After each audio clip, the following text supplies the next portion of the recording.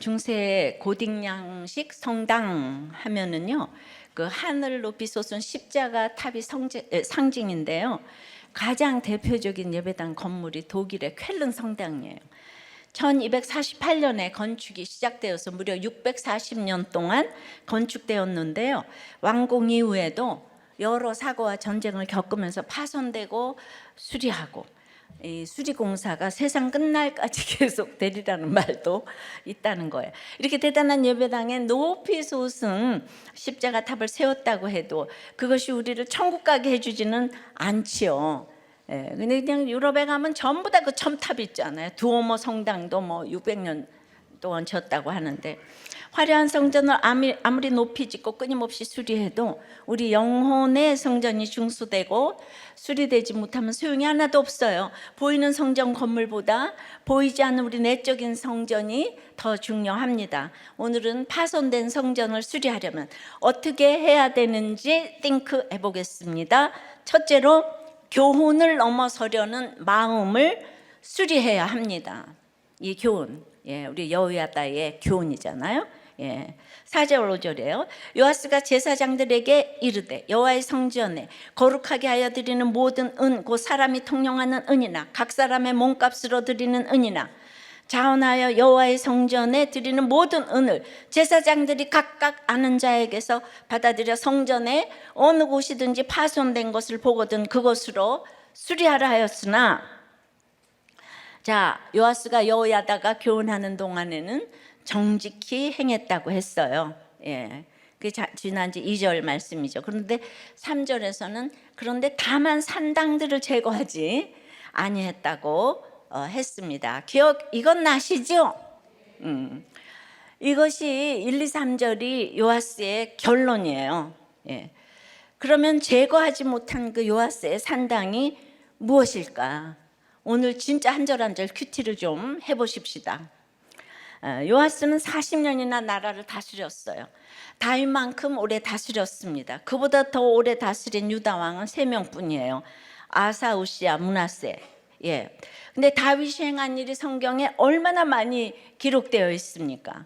사무엘 하 전체보다도 더 많은데요. 똑같이 40년인데 요아스의 행적은 딱 한 개. 바로 성전 수리예요. 성전 수리가 요아스 일생에서 제일 중요한 일이란 뜻인데요. 그런데 이 3절에 이어지는 4절에 이 성전 수리를 위해서 누구에게 지시를 내립니까? 요아스가 제사장들에게 이르되, 그래요. 이때는 여호야다가 아직 살아있어요. 여전히 대제사장이에요. 그러면 성전에 관한 일을 지시하려면 누구에게 하는 게 맞아요? 대제사장 여호야다에게 해야 되는데, 요아스가 대제사장은 부르지도 않았어요. 그냥 제사장들 불러서 바로 지시를 내립니다. 이 사소한 지시라면 또 몰라요. 그런데 사소한 일이 아니에요.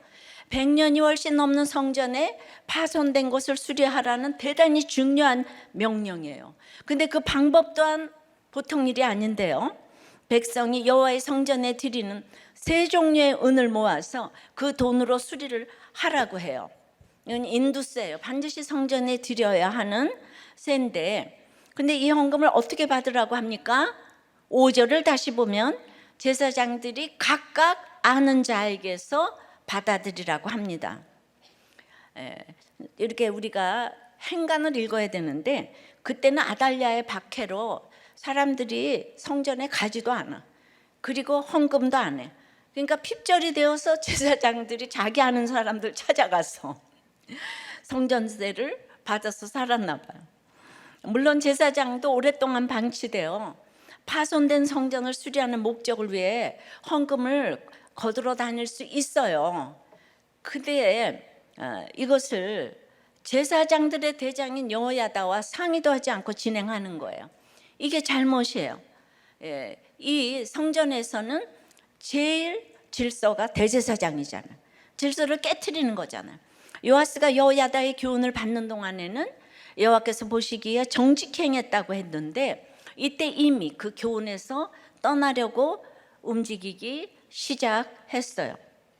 근데 이걸 인본적인 관점에서 보면 깐난쟁이 요아스 같은 약자가 언제나 옳아야 하죠. 피해자는 무조건 선이고 가해자는 무조건 악이에요. 없는 사람이 먼저고 있는 사람은 양보해야 하고, 요즘 이 나라를 이런 관점이 지배하고 있어요. 이런 관점에서 보면 요아스는 약자 중에 약자고 피해자 중에 피해자고, 이렇게 억울한 사연을 가진 사람은 정말 이 땅에 없어요. 한마디로 찐 고아잖아요. 이 찐 고아 입장에서 보면 이렇게 여호야다를 배제하고 제치려는 게 너무 이해가 됩니까? 갓난 아기 때부터 숨어 자랐고 아빠를 대신하고 있지만 결코 아빠일 수 없는 고모부 여호야다, 그것도 나이는 증조 할아버지 뻘도 더 되는 90살 차이가 나는 이 그야말로 꼰대 아니에요? 여호야다의 엄한 교훈을 들으며 자랐으니까 여호야다가 그냥 너무 어렵고 두렵고 마음이 눌리고 그랬을 것이 너무 공감이 되지 않으세요? 예, 이게 구속사는 그 사람 입장에서 생각해 보는 거예요. 그래야지 그 사람을 용서할 수 있어요. 구속사를 여러분들이 어렵다 그러는 거는 너무 죄인된 시선으로 바라보기 때문이에요. 그렇지만 공감과 분별은 다릅니다. 그 마음은 옳은 것도 아니고 선한 것도 아니에요. 이해되고 공감되니까 당신은 무조건 오라, 네 마음대로 해, 우리 요아스 하고 싶은 대로 다 해. 이것이 이 시대를 지배하고 있는 정신이에요. 자기 결정권이에요. 예. 무조건 네가 원하는 대로 해. 인간이 그 자체로 선하고 무한한 가능성이 있다고 보는 인본주의의 끝판왕인 거예요. 불쌍함이 올바름의 바탕일 수는 없는 거예요. 인간은 불쌍할 수도 또 잘나서 재수 없을 수도 있지만요, 이렇든 저렇든 다 100% 죄인인 거예요. 이게 바로 성경적이고 복음적이고 구속사적인 인간 이해의 출발점이에요. 예. 구속사는 구원하기 위한 얘기이기 때문에 항상 감동이 있는 거예요. 예. 이게 인위적인 얘기가 아니기 때문에. 불쌍한 요아스지만 그도 전적으로 악하고 음란한 죄인인 거예요. 여호야다를 빼고 제사장들만 불러서 이런 유례없는 지시를 내리는 것도 이런 성경적인 인간 눈에서 이해를 해야 되는 거예요. 그를 정직한 길로 가게 한 것은 여호야다가 하나님의 말씀으로 한 교훈이에요. 여호야다는 당연히 산당을 제거하고자 했겠죠. 근데 요아스는 왕이 되고 보니까 백성들 눈치를 보는 거예요. 백성들이 산당 예배를 드리고 있는데 예배조차 편리하고 효율적이게 있는 자리에서 예배를 드리라고 산당을 제거하지 못했어요. 이것이 요아스나 백성들이나 똑같이 기복의 마음으로, 악한 마음으로 딱 연합한 거예요. 믿음보다 정치가 위에 있는 거예요. 요아스가 이 길을 택한 거예요.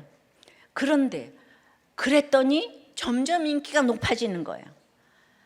그러니까 자기가 자꾸 높아지는데 높아져도 결국 여호야다의 그늘 아래 있는 거예요.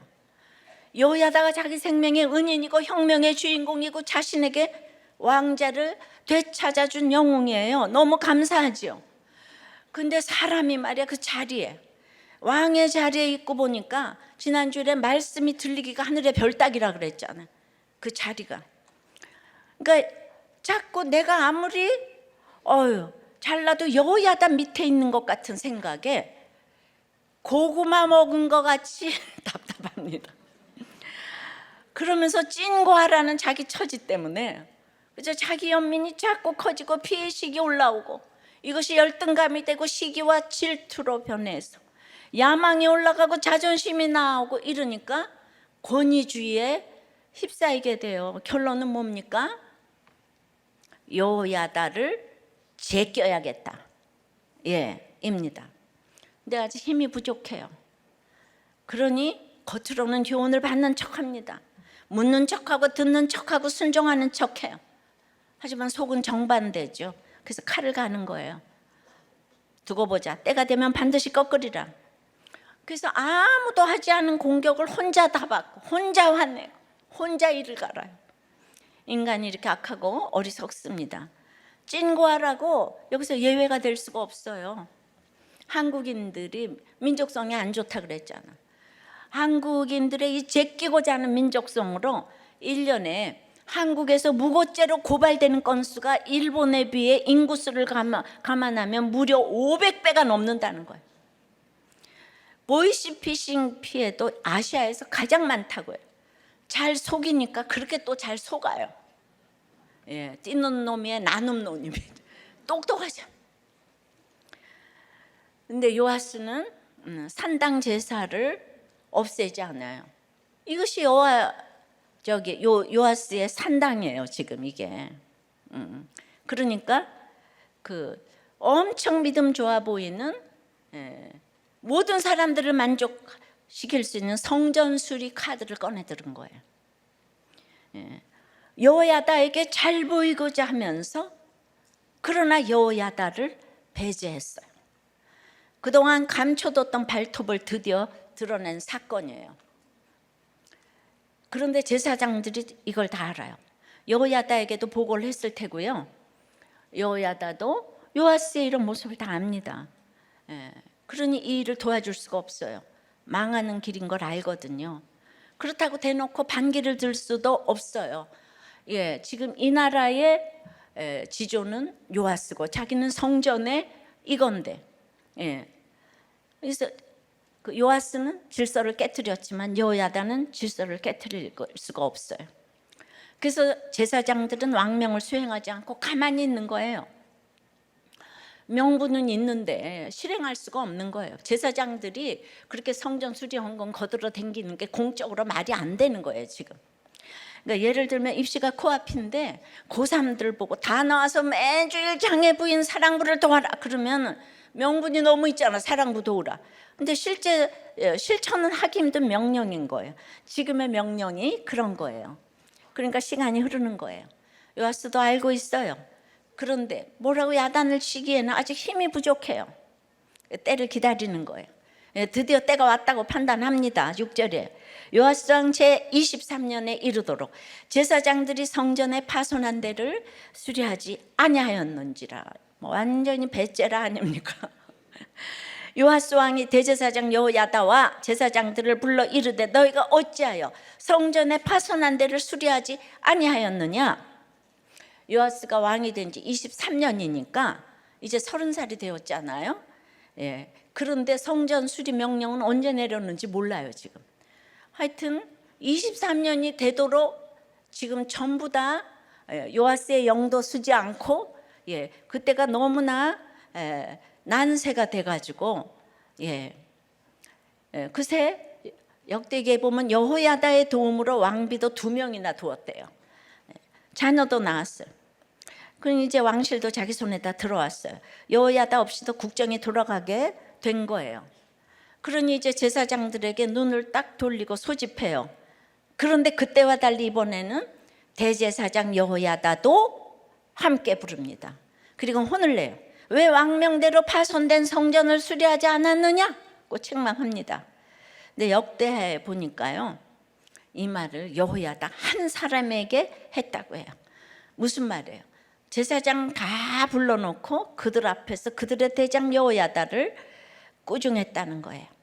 지금까지 넘을 수 없는 산과 같은 존재였는데 이제 그를 넘어섰다는 것을 공개적으로 보여주려는 거예요. 여호야다를 넘어서려는 것은 여호야다가 가르친 교훈을 넘어서려는 것이죠. 하나님의 말씀을 넘어서려는 것이에요.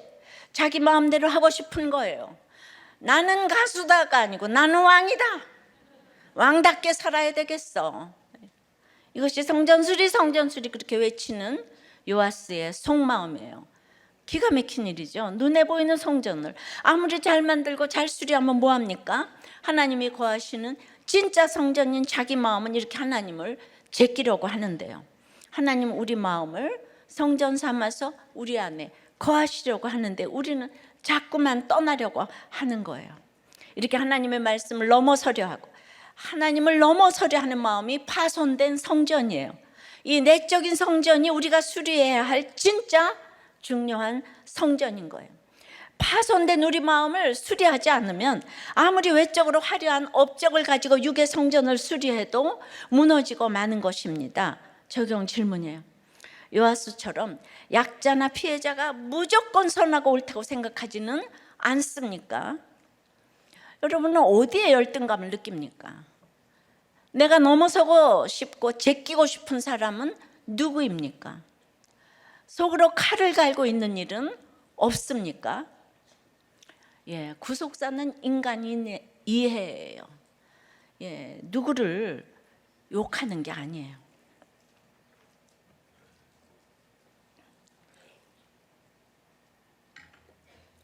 파손된 성전을 수리하려면 뭐라고요? 교훈을 넘어서려는, 하나님을 넘어서려는 이 마음을 수리해야 해요. 둘째는 뜻대로 되는 게 문제임을 알아야 돼. 이걸 수리해야 돼. 뜻대로 되는 게 다가 아니에요. 7절입니다. 8절이에요. 이제부터는 너희가 아는 사람에게서 은을 받지 말고 그들이 성전에 파손한 데를 위하여 드리게 하라. 제사장들이 다시는 백성에게 은을 받지도 아니하고 성전 파손한 것을 수리하지도 아니하기로 동의하니라. 제사장들 앞에서 여호야다를 야단친 요아스는 이제 제사장들에게 성전 수리하는 일에서 손을 떼라. 성전 수리를 위한 비용을 직접 받으러 다니지 말고 백성이 성전에 와서 직접 드리게 하라. 당연히 성전 수리하는 일도 관여하지 못하게 하죠. 그러니까 성전 수리 명령 언제 했는지 모른다고 했어요. 그렇지만은 아는 사람에게 돈도 안 받고 성전 수리도 안 하기로 제사장들도 왕의 명령에 동의를 합니다. 아는 사람에게 성전세를 받았던 그 시대의 제사장들을 보며 마치 여호야다의 약점을 잡은 것처럼 은을 받지도 말고 수리하지도 말라고 하니까 제사장들은 동의를 한 거죠. 이어서 성전 수리 계획 2탄을 발표해요. 9절부터 읽습니다. 제사장 여호야다가 한 궤를 가져다가 그것의 뚜껑에 구멍을 뚫어 여호와의 전문 어기 곧 오른쪽 곧 제단 옆에 두매 여호와의 성전에 가져오는 모든 은을 다 문을 지키는 제사장들이 그 궤에 넣더라. 이에 그 궤 가운데 은이 많은 것을 보면 왕의 서기와 대제사장이 올라와서 여호와의 성전에 있는 대로 그 은을 계산하여 봉하고 그 달아본 은을 일하는 자 곧 여호와의 성전을 맡은 자의 손에 넘기면 그들은 또 여호와의 성전을 수리하는 목수와 건축하는 자들에게 주고 또 미장이와 석수에게 주고 또 여호와의 성전 파손한 데를 수리할 제목과 다듬은 돌을 사게 하며 그 성전을 수리할 모든 물건을 위하여 쓰게 하였으되. 열왕기 기록은 여호야다가 새로운 수리 계획을 집행한 것처럼 되어 있는데요.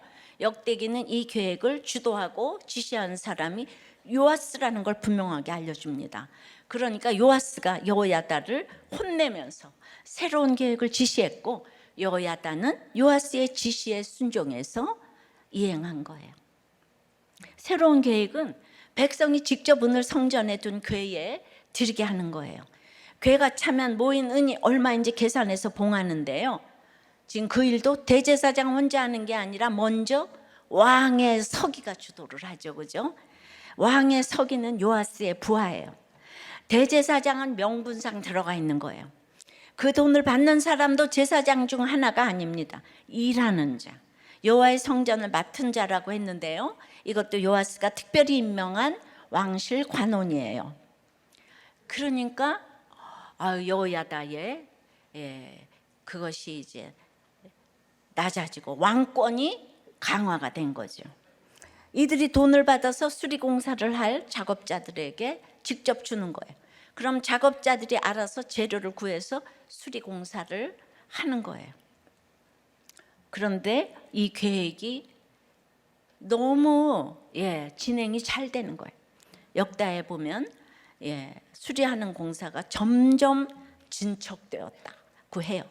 요아스가 계획한 대로 뜻한 대로 성전 수리가 척척 진행된 거예요. 그렇게 어려웠던 여호와인데 넘을 수 없는 산처럼 크고 높게 여겼던 여호야다인데 이렇게 한순간에 너무도 쉽게 제압이 되었어요. 오히려 요아스가 놀랐을 거예요. 동시에 너무 좋았겠죠. 이제 드디어 제꼈다. 명실상부 만인지상이 되었어요. 사람들은 직접 교회에 은을 넣게 하는 것이 더 투명해 보이고 멋있어 보이잖아요. 나는 여호야다와는 다르다. 저 할아버지와는 다르다. 일꾼에게 직접 비용을 지불한다 하면서 역시 포퓰리즘의 인본주의 시각이 보이는 거예요. 그러나 여러분들은 아까 본문 읽을 때 야, 요아서 너무 훌륭하다 이러고 다 읽으셨죠? 야, 성전 수리했구나. 찐구가 되더니 역시 훌륭해. 예수 씨가 달라. 그러셨죠? 근데 이제 믿음은 분량이 다 각각 달라서 이렇게 그 위치에서 또 안 되는 게 있어요. 여러분 하지만 잘 생각해 보면 그래도 사랑하던 여호야다의 태도가 이때 갑자기 바뀐 게 아닐 것이죠. 여호야다가 왕좌를 탐냈다면 요아스를 23년이나 왕좌에 있게 내버려 두었겠습니까? 성전에서 제사장들 다 불러놓고 자기를 그렇게 책망하며 깎아내리는데 가만히 듣고 따랐겠습니까? 자, 예후에게도 바른 길 가는 요나답 있었잖아요. 레갑 족속 기억나시죠? 예후가 바알 숭배는 없앴지만 금송아지 숭배는 놔뒀잖아요. 이런 예후의 한계를 본 요나답은 광야로 떠날 수밖에 없었는데요. 요아스에 대한 여호야다의 마음은 이것보다 훨씬 더 사랑하는 거예요. 아들 같은 요아스잖아요. 그러니 아무리 여호와의 말씀으로 교훈한다 해도 이게 어쩔 수 없는 한계가 있었던 거예요. 거기까지는 전심이 되지 않는 요아스의 한계를 그냥 인정할 수밖에 없었겠죠. 그 이상 세게 교훈하지 못하는 자신의 한계에 또한 마음이 아팠을 거예요. 그냥 거기까지였어요. 아달랴에겐 그렇게 반역할 수 있었는데 요아스를 아프게 할 수는 없었던 것 같아요. 요아스는 자기가 세운 사람이잖아. 그러니까 어떻게 진정한 반역을 요아스를 향해서만큼은 할 수 없었단 말이죠. 그게 이해가 되는 거예요. 이 세상에 온전한 사람은 진짜 없어요. 이런 빈틈이 요아스의 내적인 성전이 더욱 파손되게 했겠죠. 끝까지 믿어주려고 하는 마음. 자기 뜻대로 할 수 있는 것이 늘어나고 힘이 생기고 따르는 사람들이 늘어나면서 그만큼 하나님의 교훈을 떠나게 된 거예요. 그리고 바로 그런 마음이 정점에 올랐을 때 여호야다를 제끼고 진행시키려고 한 성전 수리가 자기 뜻대로 너무 잘 진행이 된 거예요. 그래서 그만큼 또 하나님의 교훈에서 멀어진 것이고요. 이런 악순환이 통치 23년을 기점으로 죽을 때까지, 여호야다가 죽을 때까지 계속되어져서 마음이 점점 높아지고 하나님의 교훈에서는 점점 떠났습니다. 따라서 뜻대로 다 이루어지는 형통은 축복이 아닌 거예요. 인간은 100% 죄인인데 어떻게 아이들에게 자기 결정권이 있다고 그 원하는 걸 해준다고 밤중에 일어나서도 사다 달라는 거 다 사다 주고 성적 자기 결정권, 나는 여자이고 싶어 그럼 다 해주고 그냥 깐난쟁이니까 사탕 먹고 싶어 그럼 사탕 사다 주고 그게 자기 결정권이 아닌 거예요. 근데 인권이 왕노릇하는 지금 이 나라는 모두 자기 결정권. 어저께 우리 목사님 아이가 사랑하는 아이가 엄마 자는데 들어와서 여기서 자겠다고. 그래서 네 방 가서 자. 큰 이제 초등학교 6학년인. 그래서 자 그랬더니 나도 인권이 있잖아. 내 맘대로 해야 되는 거 이랬다는 거예요. 그러니까 인간은 100% 죄인이기 때문에 이런 형통을 선하게 받아 누릴 수가 없는 거예요. 형통 자체가 문제가 아니고요. 그걸 받을 수 없을 만큼 부패한 우리 자신이 문제인 거예요. 우리 존재의 바탕이 파손된 성전인 거예요. 이거를 이해하셔야 돼요. 자꾸 여러분들이 선한 게 있다고 착각을 해요. 한 청년이요, 저에게 세례를 받았어요. 청년배 한 2년 나왔어요. 목장도 나갔어요. 그런데 뭘 하나 차렸어요. 돈이 벌린다는 거예요. 당장 교회를 안 나오고 불신결혼하면서 이제 결혼을 하는데 교회에서 절대로 안 한답니다. 돈이 하나님 위에 있어서 하나님 두려운지 모르고 아이고 세례받은 게 그게 뭐가 대수라고. 돈이 하나님 위에 있어요. 저를 마구 무시를 해대요. 이거예요, 바로. 돈이면 최고예요. 아까 간증할 때도 그랬지만. 따라서 바꿔 말하면 뜻대로 되지 않는 고난이 축복이에요. 뜻대로 되지 않는 절망 때문에 내가 아닌 하나님을 찾게 되잖아요. 그죠? 고난 자체가 복이겠어요? 고난을 겪어야 하나님의 말씀 안으로 들어오니 축복이란 말이죠. 육의 성전이 무너져야 영의 성전이 세워진다는 거예요. 육이 무너진 것만큼 영이 세워지는 거예요. 그러니까 내가 수리하고 싶은 눈에 보이는 성전이 파손되었다고 슬퍼할 게 아니에요. 이 무너진 거 고쳐야 하는데 어쩌나 이걸 고쳐야 내 인생 펴는데 이러면서 내 욕심과 탐욕과 정욕을 간과한다면 내 인생 아무리 뜻대로 술술 풀려도 파손된 인생으로 끝날 뿐인 거예요. 내 뜻대로 되지 않고 오히려 기대가 무너져 내리는 사건을 만났다면 오히려 감사한 일인 거예요. 그 고난을 통해 내 뜻 이루어지기만 바라던 내 죄악을 보고 주님께 나오게 되기 때문인 거죠. 그런데 그 집은 아들이 돈을 잘 벌고 엄마를 차를 사주니까 여기까지. 다 돈이 하나님 자리에 있는 거예요. 적용 질문이에요. 내 뜻대로 되게 하려고 애를 쓰고 있는 일은 무엇입니까? 뜻대로 술술 풀리게 되었다가 하나님을 멀리 떠났던 적이 있습니까? 뜻대로 되는 게 축복이 아니라는 고백을 할 수 있습니까? 고난이 축복임을 믿습니까? 제가 늘 이런 얘기를 들으면서 인생이 제가 얼마나 슬프겠어요. 예.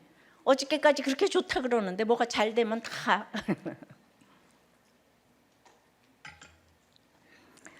어떤 분이 결혼에 어려움이 이혼으로 인해 벗어났다고 생각했는데 재혼을 해도 또 끝이 없구나. 이래서 죄라는구나 하는 걸 깨닫고 있대요. 처음에 남편이 그 재혼한 남편이 너하고 나하고 이렇게 착한데 우리 둘이 재혼하면 무슨 문제가 있겠냐라고 했다는 거예요. 근데 정말 외가 쪽이 법 없이도 살 정도였는데 죄 없이 사는 외가는 그냥 서로 비난이 많은 것을 본대요. 저도 그렇게 살았어요.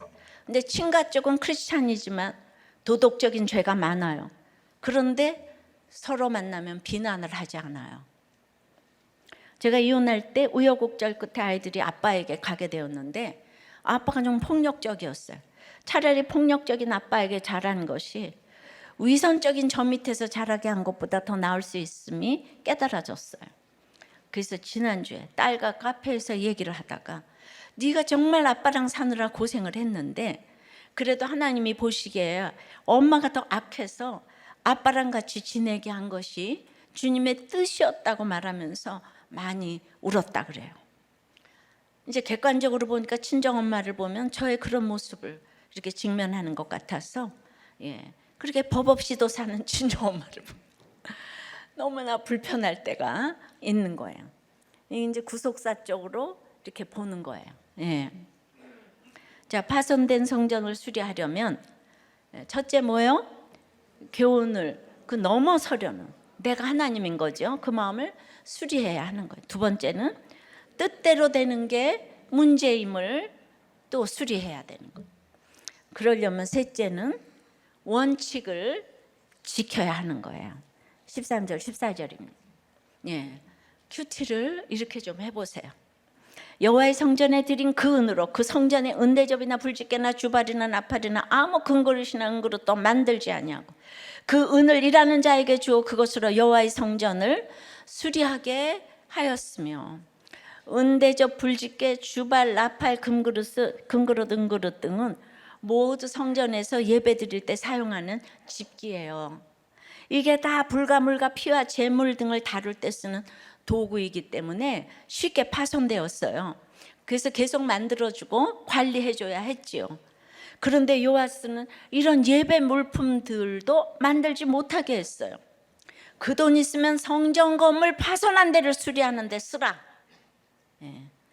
여러분, 성전이 중요합니까? 예배가 중요합니까? 물론 둘 다 중요해요. 그런데 둘 중 뭐가 더 우선이 되어야 돼요? 당연히 예배죠. 성전은 예배를 위해 존재하는 수단이잖아요. 예배가 목적이고요. 그런데 예배와 또 예배를 받으시는 하나님 중에는 또 뭐가 중요해요? 당연히 예배를 받으시는 하나님이 비교 불가할 정도인 거죠. 하지만 요아스 눈에는 성전밖에 안 보여요. 왜죠?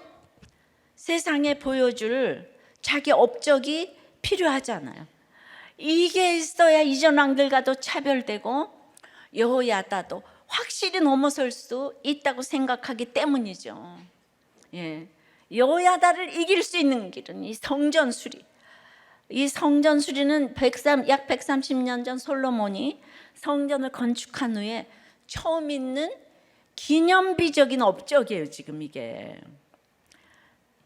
요아스는 이 공사를 완벽하고도 신속하게 마무리 지어야 했어요. 너무도 급한 일이 되었어요. 그러니까 급한 일이 생기니까 중요한 일을 다 잊어버렸습니다. 예배 기구를 만드는데 쓸 여유가 없다는 거예요. 근데 게다가 요아스에게는 뭐가 있습니까? 산당이 있잖아요. 예배? 여기 한창 공사 중인데 뭘 여기까지 와서 예배를 드리려고 해. 산당 있잖아. 산당 곳곳에 있잖아. 예배 드릴 사람은 가까이 있는 산당에 가서 마음껏 드리라고 해. 편하고 좋잖아. 우리는 어떻게 이렇게 우리들 교회의 실정과 똑같은 본문이 이렇게 나와서 편하게 집에서 산당 예배 드리시던지. 우리들 교회는 산당 예배를 막 복구해야 될 지경이야. 너무 진짜 이 기복을 좋아하잖아요, 여러분들이. 그러니까 요아스의 머릿속에서 성전은 예배하는 거룩한 장소가 아니라 자기를 빛낼 기념비가 되어버렸어요.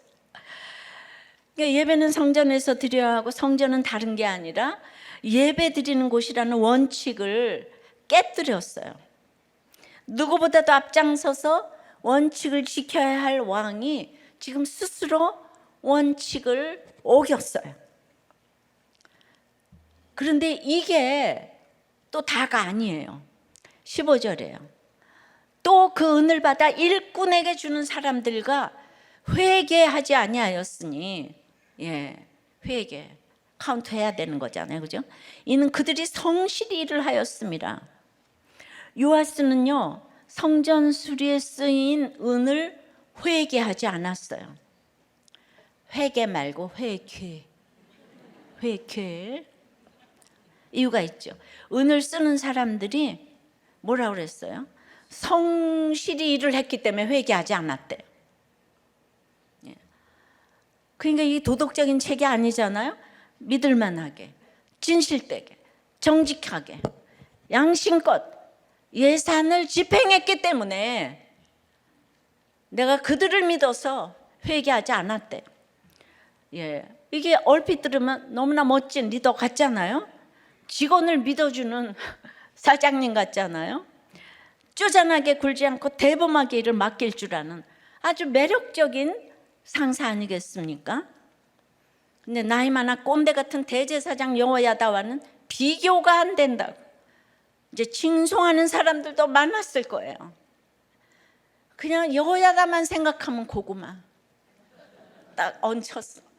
근데 너무 멋있는 거예요. 왔어. 그런데 지금 이 은이 어떤 돈입니까? 그냥 왕실 예산이 아니에요. 전쟁에서 이기고 받은 보상금도 아니고요. 이 은은 백성들이 하나님께 바친 헌금이에요.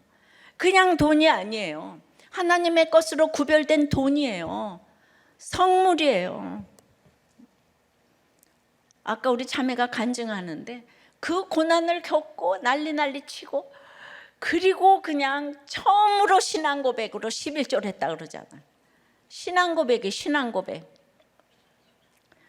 그럼 어떻게 써야 합니까? 우리는 피 같은 헌금이라는 표현을 쓰잖아요. 그처럼 무겁고 귀하고 무겁게 다뤄야 한다는 거예요.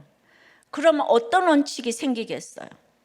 어떤 용도든 누가 썼든 회개를 확실히 해야죠. 하나님께 바친 헌금이니까요. 바친 사람의 신앙 고백이니까요. 하나님이 기쁘게 받으신 것이니까요. 그러니 1원짜리 하나도 그냥 두지 않고 철저히 회개를 해야 하는 거예요. 이것이 원칙이에요. 또 있어요. 16절입니다. 속건제의 은과 속죄제의 은은 여호와의 성전에 드리지 아니하고 제사장에게 돌렸더라. 속건제의 은과 속죄제의 은은 성전 수리에 쓰지 않고 제사장의 생활비로 줬다는 건데요. 제사장이 생활비로 받는 헌금의 종류는 정해져 있었어요.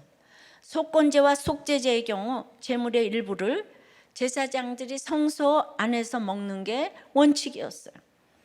그런데 이런 것을 다 임의로 바꿔서 백성에게 은으로 내게 하고 아예 여호와의 성전에 드리지 않고 그 은을 전부 제사장 생활비로 주게 했다는 것이죠. 이게 무슨 말입니까? 앞에서는 제사장들에게 채찍을 내렸다면 이제 당근을 준다는 거예요. 왕인 내가 제사장들 생활비도 책임져 줄 테니까 나만 믿고 따라와, 이런 뜻 아니겠어요? 그러니까 자기가 인정받는 게 율법이 정한 원칙보다 더 중요하다는 거예요.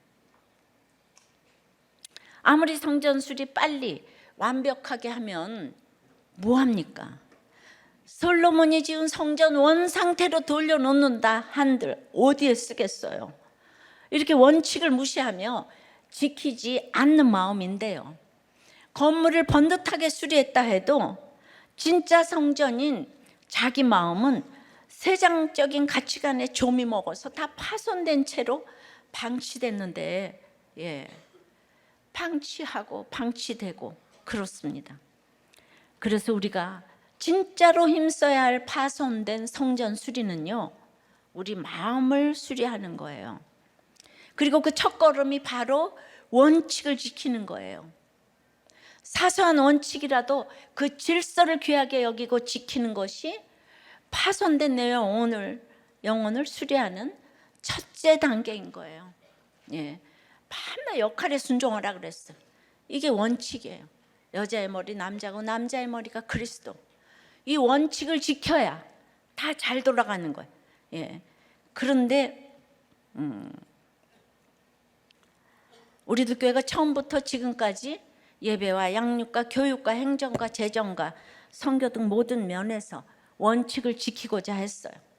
정말 사소한 원칙 하나까지도 하나님의 명령처럼 무겁게 여기며 지키려고 애를 썼습니다. 정말 쉽지 않았어요. 왜 그렇게까지 하냐는 말도 들었어요.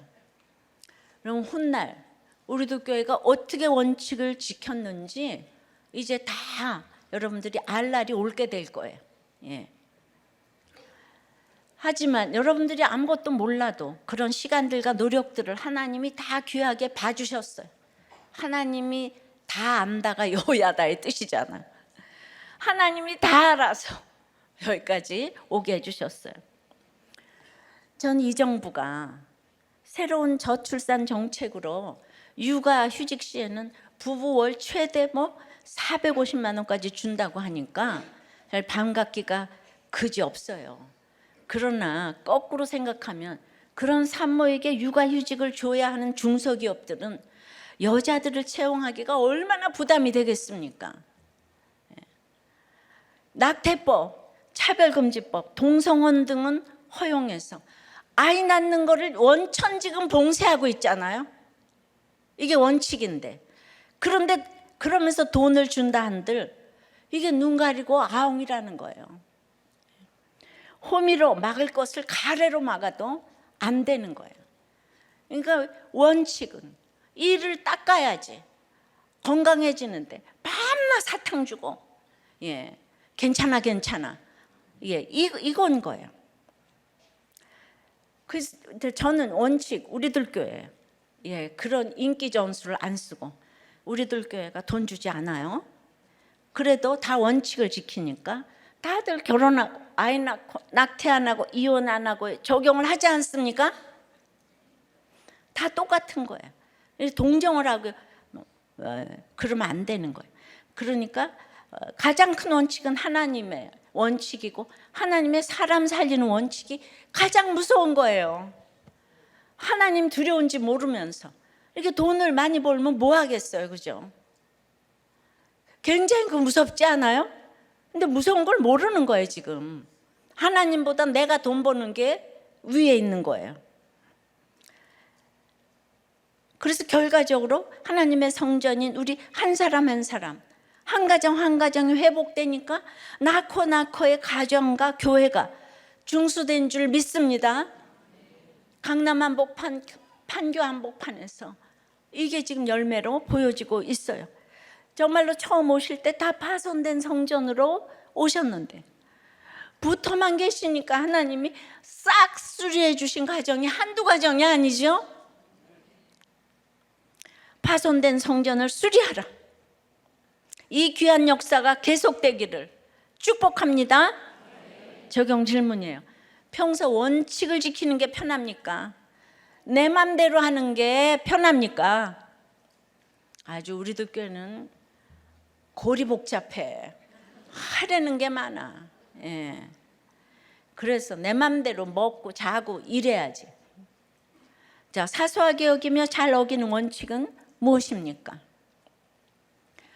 가족들에게 내 맘대로 강요하는 일은 무엇입니까?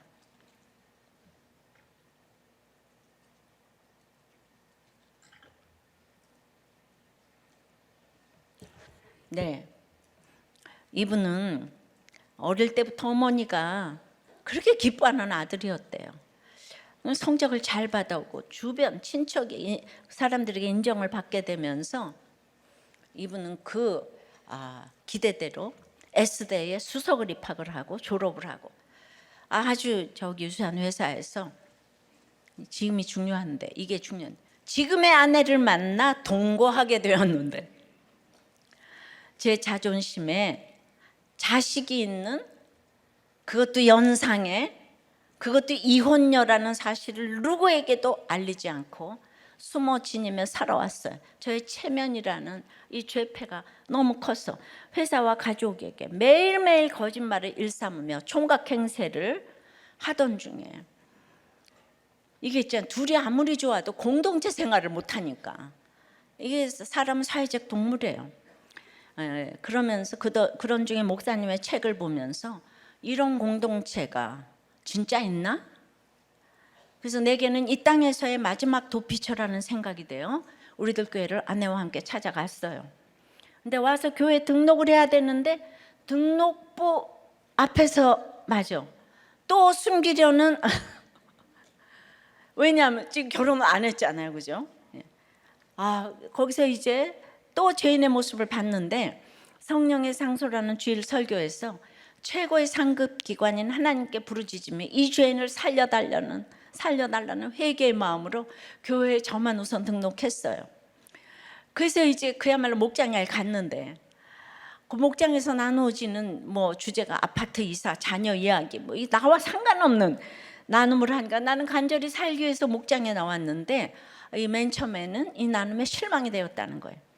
근데 성령의 공의라는 주일 설교에서 사람들마다 기준, 공의가 다르니 하나님의 공의 앞에서는 모두 흠이 많은 똑같은 죄인이니까 너는 남의 이야기를 흉보지 말고 너의 더러운 죄를 고하라는 깨달음으로 이제 아내와 가족과 공동체에 저의 죄를 모두 토설했습니다.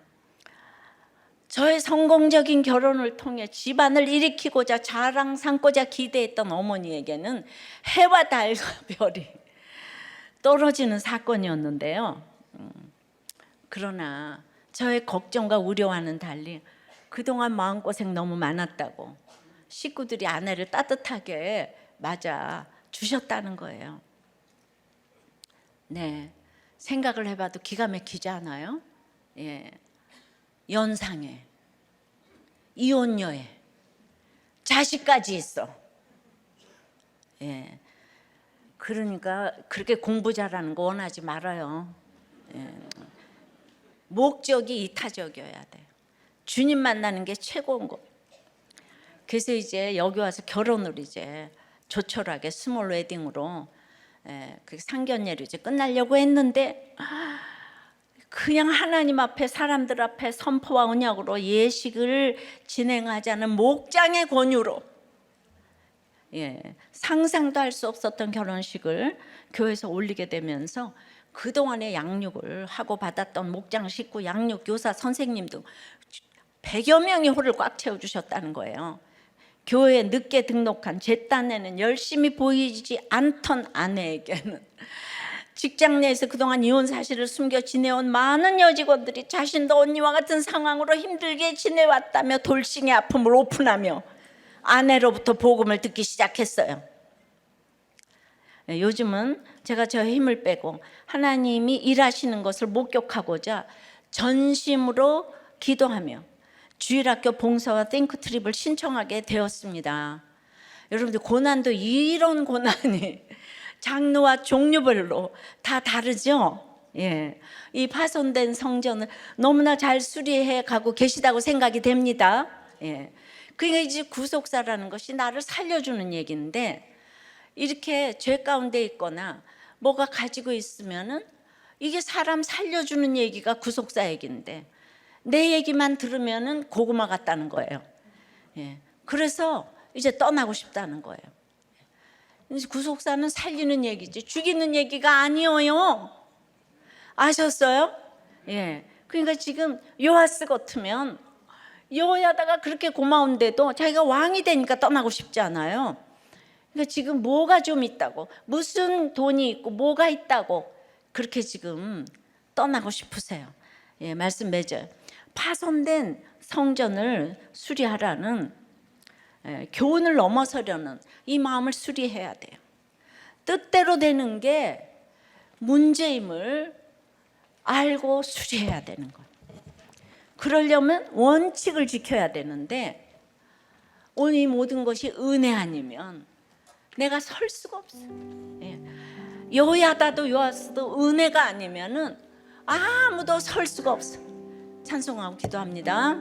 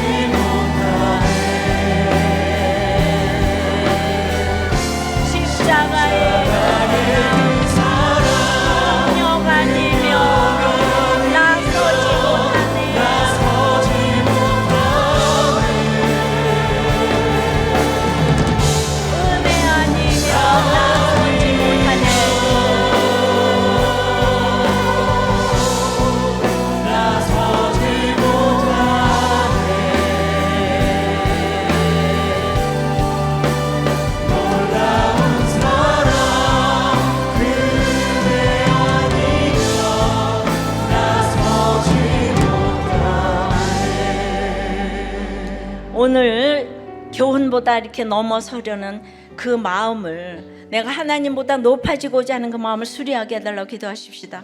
문제가 없는 것이 문제임을 알게 해달라고, 고난이 축복임을 알게 해달라고 기도하시고, 사소한 것부터 원칙을 지키게 해달라고, 나와 가정과 교회와 나라를 위해서 다 같이 주님 부르고 기도합니다.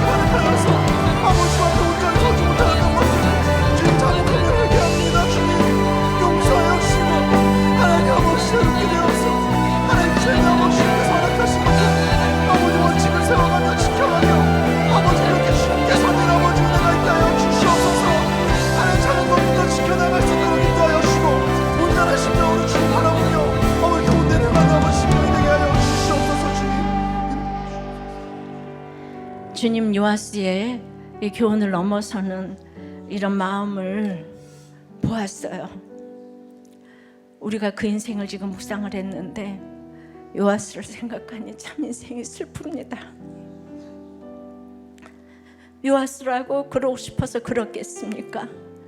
근데 환경에 장사가 없어서, 환경이 겸손한 것이 겸손한 것인데, 그 성경을 보면서 구속사라는 것이 인간에게 선한 것이 하나도 없구나, 이걸 깨닫기 때문에 누구도 정죄하지 아니하고 그 입장에 서서 생각해 볼 수 있는 우리의 마음이 되기를 소원합니다.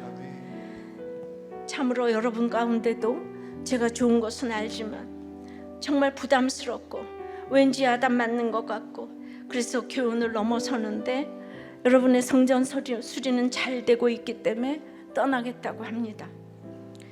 여러분, 모든 것이 뜻대로 되는 것이 문제임을 수리하게 해 주시옵소서. 그러나 우리의 구속사는, 여호야다는, 요아스가 아무리 그래도 끝까지 반역하지 않습니다.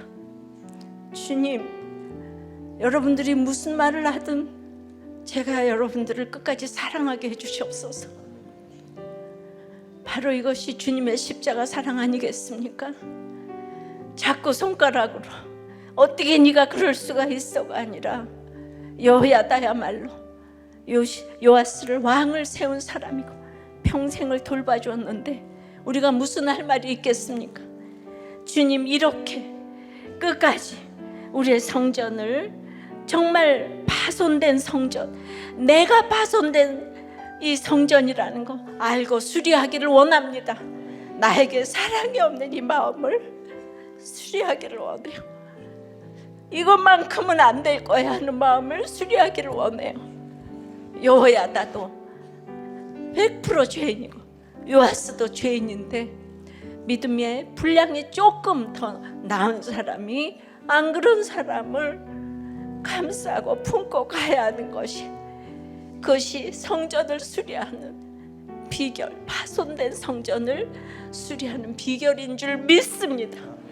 우리 가운데 집집마다 파손된 이런 성전이 있는데 각각 자기 죄를 보고 수리하기를 원하고, 특별히 육신의 질병으로 파손된 성전을 주님 고쳐 주시옵소서. 피 묻은 손으로 안수하셔서 우리의 모든 질병이 고쳐질 줄을 믿습니다. 수리하여 주시옵소서. 머리끝부터 발끝까지 저희들의 오장육부를 고쳐 주시옵소서. 살려 주시옵소서. 수리하여 주시옵소서. 불쌍히 여겨 주시옵소서. 우리 영육의 성전이 수리되기를 원합니다.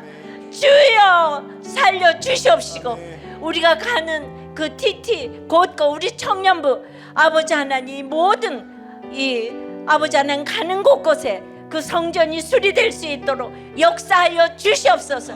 우리들의 열매를 가져가서 씨앗을 잘 뿌릴 수 있도록 역사하여 주시옵소서. 이 나라를 불쌍히 여겨 주시옵소서. 나와 가정과 교회와 나라가 다 수리될 수 있도록 역사하여 주시옵소서. 오늘 파손된 성전을 수리하라를 깨닫고 신앙 고백으로 드린 저희들의 헌금을 받아 주시옵시고, 하나님께 드릴 것만 있고 사람들에게 줄 것만 있게 하여 주시옵시고, 이 구속사의 가치관으로 저희들의 회사와 사업과 공부와 연구와 프로젝트와 아이디어에 주님 기름을 철철 부어 주시옵소서. 예수 그리스도 이름으로 기도드리옵나이다. 아멘.